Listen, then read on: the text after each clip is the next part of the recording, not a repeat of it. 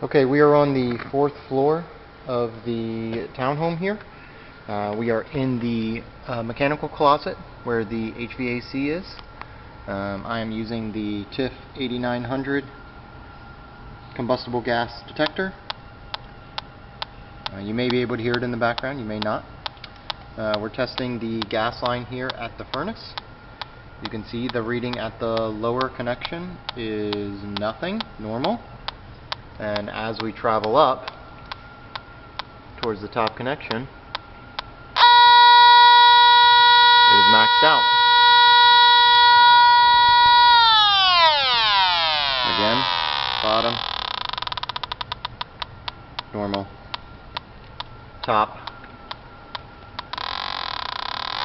maxed out. Okay? And there's a noticeable smell of gas in the closet itself.